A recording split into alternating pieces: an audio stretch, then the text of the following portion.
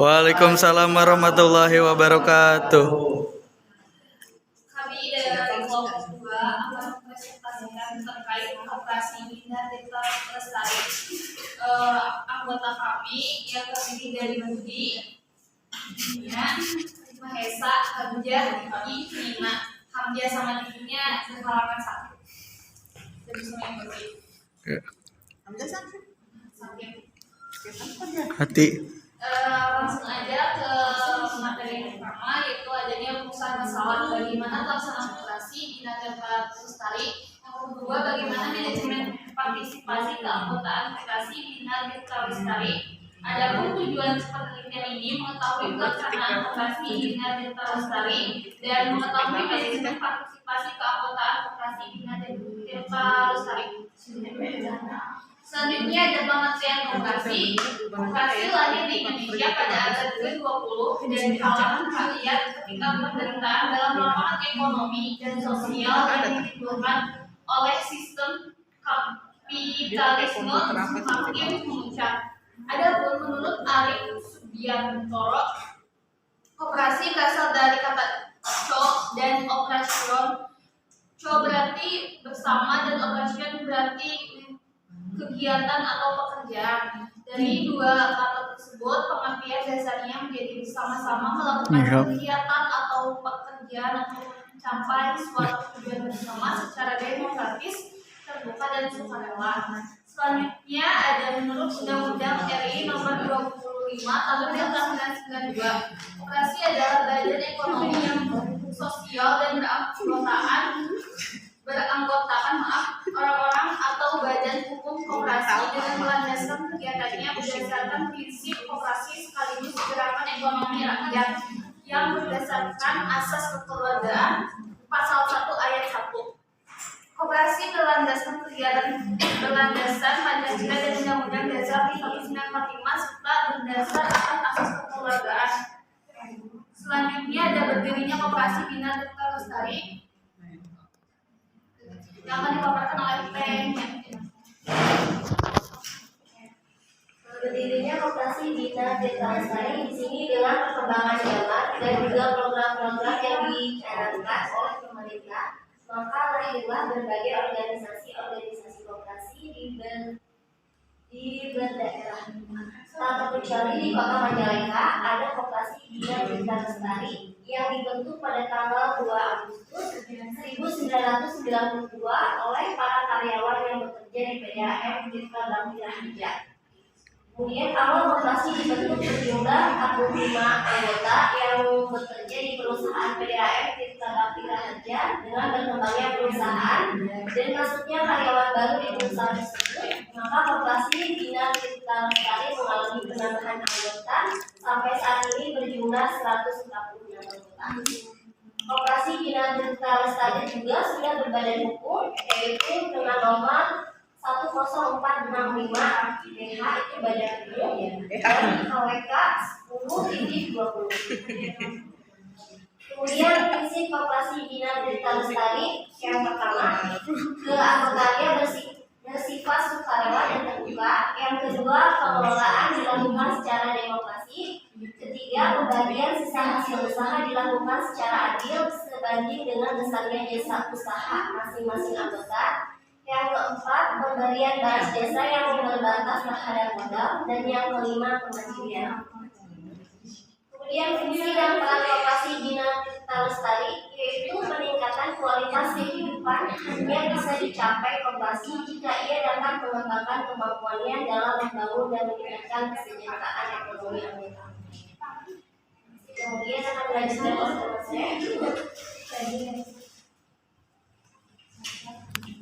Jadi selanjutnya di sini ada keanggotaan dan partisipasi anggota Koperasi Bina Desa Lestari. Menurut dalam Subiantoro yang berpendapat bahwa kedaulatan yang ada pada anggota koperasi tercermin dalam hak dan kewajiban anggota yang ditetapkan dalam ajaran dasar koperasi.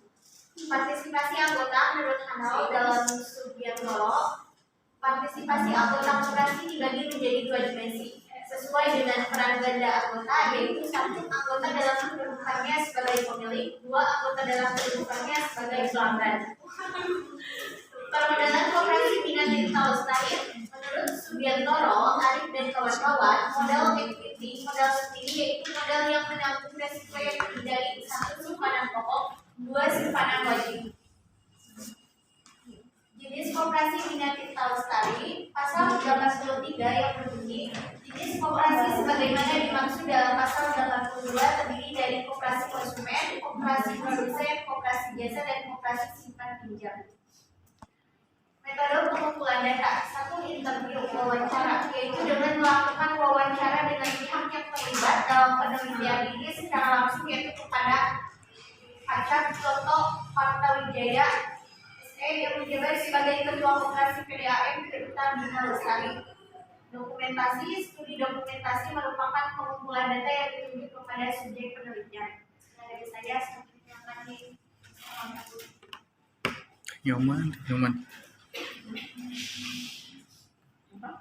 Ya. Selanjutnya saya akan melanjutkan materi ini, yaitu bagaimana kita mengumpulkan data-data yang akan diteliti. Yang pertama, apakah nama koperasi ini menjawab nama anggota koperasi, yaitu Koperasi Bina Tirta Lestari. Yang kedua, bagaimana sejarah awal berdirinya. Sejarah awal berdirinya Koperasi Bina Tirta Lestari ini awalnya didirikan pada tanggal 2 Agustus 92 dengan modal sendiri yang terkumpul dari iuran seluruh anggota. Yang ketiga, berapa jumlah anggota koperasi sampai saat ini? Menurut Ketua Koperasi, yaitu jumlah anggotanya pertama 45 orang, seiring dengan rekrutan karyawan sampai saat ini kurang lebih 150 orang.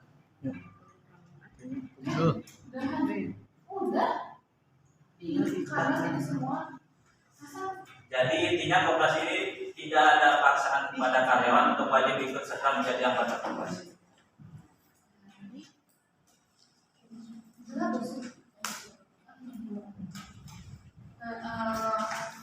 Kami persilakan buat teman-teman yang ingin bertanya.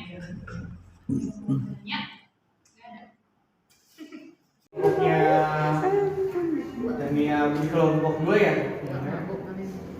Pertanyaannya, berapakah jumlah anggota koperasi sampai saat ini? Jumlah iya, tadi tidak disebutkan soalnya. Jumlah apa? Jumlah anggota koperasi sampai saat ini. Narisa Zainqais izin bertanya, bagaimana modal awal Koperasi Bina Tirta Lestari? Terima kasih.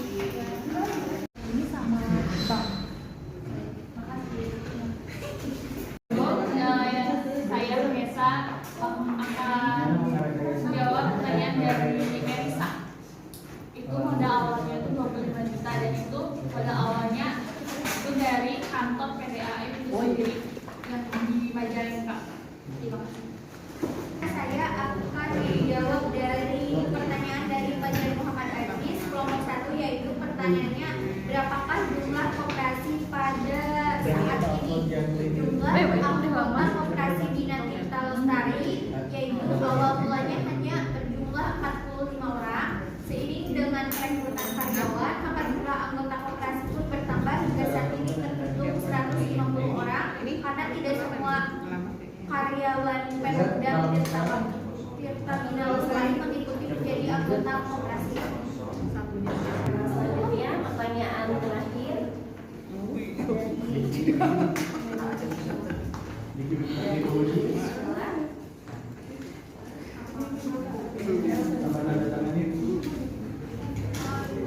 apakah bedanya koperasi ini dengan bank? Bedanya koperasi dengan bank yaitu di dalam tujuannya. Koperasi bertujuan untuk mensejahterakan anggota dan koperasi ini adalah koperasi simpan pinjam, namun tetap menyediakan kebutuhan primer seperti bahan sembako. Sedangkan bedanya dengan bank, perbedaannya yaitu dari jasanya. Bank itu flat, kalau untuk koperasi ini menurun, dan untuk jasanya kita berada di bawah bank. Gimana? Ada yang mau menambahkan? Cukup. Terima kasih yang dapat kami sampaikan.